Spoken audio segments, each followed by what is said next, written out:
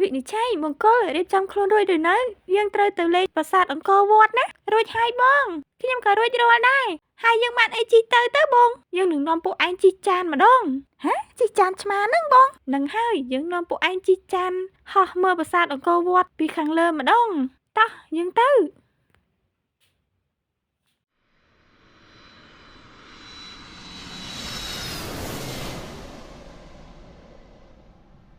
អូយប្រាសាទអង្គរវត្តស្អាតម្ល៉េះបងខ្ញុំមិនដែលបានមើលពីលើអាកាសអញ្ចឹងទេអូយនេះប្រាសាទអីគេក៏ស្អាតម្ល៉េះទេលោកកាយលោកអូយខ្ញុំពិតជាសប្បាយចិត្តខ្លាំងណាស់បងបានមកមើលប្រាសាទអង្គរវត្តនេះអរគុណបងខ្លាំងណាស់បងតាភីស្រឡាញ់បងខ្លាំងនឹងហើយអញ្ចឹងបានយើងនាំពួកឯងមកហ្នឹងណា